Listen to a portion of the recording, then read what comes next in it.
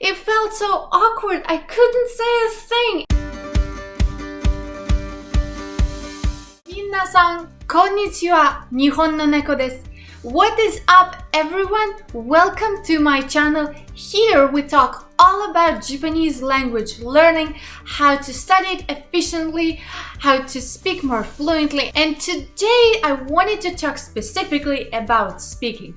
Because while people are able to pick up some understanding of grammar, reading skills, understanding skills, it is often much harder for a foreign language learner to actually say something, to produce the sound yourself. And that goes not only for Japanese, but all the foreign languages that you learn. And in my opinion, there's two parts of this problem. One is that you just feel awkward saying things in a foreign language, and that is totally understandable.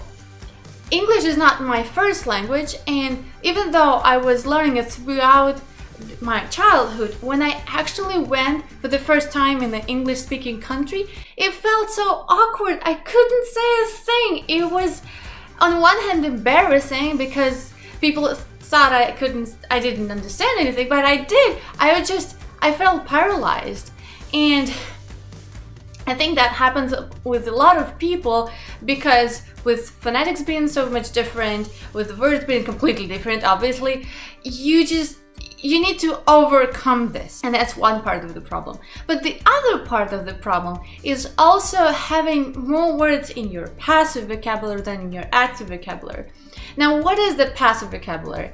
Is the words that you understand but not able to use freely while you speak or write. The active vocabulary, on the other hand, is where you're able to speak and write those words freely without any help. And so your job during the language learning is not only to learn new stuff, but also make sure you bring those passive vocabulary into active vocabulary. And so today I'm gonna give you 5 tips how to tackle those two problems overall. So first tip might not be very unique, but still stands. Talk to a native speaker. And if you are in Japan, that's of course easy to do, and make sure you take full advantage of that.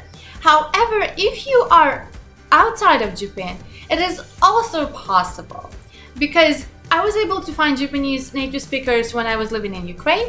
I was able to find Japanese native speakers now when I live in US, and not in a big city. Here's the several things. One is that in Japan there is a problem for Japanese people to go abroad and to teach Japanese at a school. And so if you have a school or college that teaches Japanese in your area, there is a chance that there is a Japanese native speaker. And I'm not saying that you should be part of that school and should be paying for education and so forth, but there might be an event going on that school is organizing. There might be some gathering or whatever, and you can look out for those, participate in them, and therefore start making those connections, those friends with Japanese people, and therefore pick up language and the culture at the same time and enjoy this process.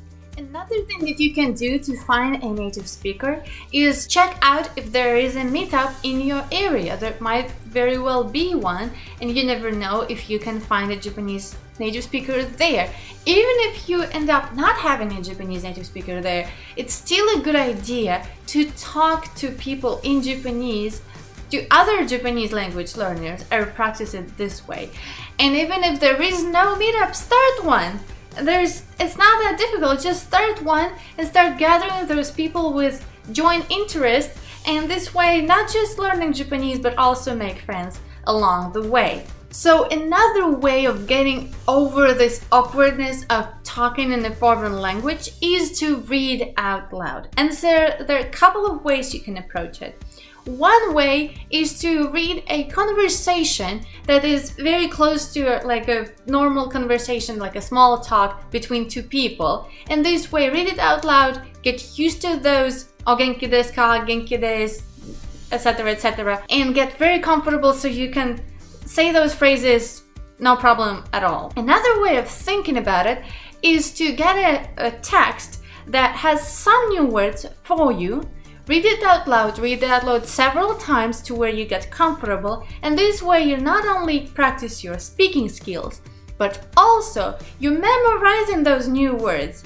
And it is much more effective way than just writing it out in a vocabulary, because you're not only engaging with your eyes when you write something down, you're also saying it out loud, your ears are hearing it, and so you're engaging all these different senses to memorize that, and so memorize it more effectively. So those are 2 tips that will help you with the awkwardness part of the problem. The third tip is to help you with actually moving those passive vocabulary into active vocabulary, and that is to journal about your day. You can do it in the beginning of your day, just write what you're planning to do, or in the end of the day, something as simple as 今日はいい天気でした。散歩に行きました。Start with something as simple as that, and what it does for you, one, you start thinking about what words to use, and therefore, even if you didn't remember everything, you can look it up in a dictionary, but that will still take you a step further to getting those words into your active vocabulary. What it also does is you start to put in your sentences, your own structures, and also if you write it by hand, that's a great practice for your kanji as well. So simple way, lots of mission accomplished. And you can get it complicated as you go. Start with 1 sentence, then add 2, 3, and so forth. And if you think about it, if someone asks you, how do you do? How was your day? That's exactly what you're gonna say. That's how was your day. And so even if it can get a little repetitive, but then you get used to saying that, then expressing those simple ideas, simple concepts in Japanese. Now, the 4th thing that you can do to help with your conversation is learning those fillers, the words that help you fill the conversation, like そうですね、あ、そうか、まあね、なるほど, and so forth and so on. So those really simple answers, make sure that those come out of you quick. And this way, you can not only sound very natural in Japanese and sound like you know what you're saying, what you're talking about, but also you are buying yourself time. While you're saying that, you can think of what you're actually gonna say that is a little bit more complicated than a single word like naruhodo. So those are really helpful. They make your conversation sound natural. They're buying your time. So I'm gonna make probably a special video on all of those variations of what you can say, so stay tuned for that. And the 5th and final tip for today, make sure you take full advantage of all the content that's out there on internet. I'm talking about Facebook pages, Instagram pages for Japanese language learning. And not only follow those, but really engage in the conversation, and more so engage in Japanese. While it might not be perfect, people might correct you, and that's fine. This is how you learn. There is no language learning without making mistakes. So this way you have plenty of practicing your Japanese language skills, and there you can oftentimes meet Japanese native speakers as well, and while you might not be talking out loud, it's still a conversation. It still will help you. And that being said, I do have my own Instagram page. I'm gonna leave it in the description below. Make sure to follow that because it has lots of content about Japanese language. And those are my 5 tips on how to make your Japanese speaking skills better. If it did help you, please let me know. I would love to hear from you, as well as if you have a different tips that I haven't mentioned, I would love to hear that too. It's all about helping the Japanese language learners community to get better. And that said, if you like this video, give us a thumbs up. Consider subscribing to this channel so we continue our Japanese language journey together. And I'll see you next Sunday. じゃあね!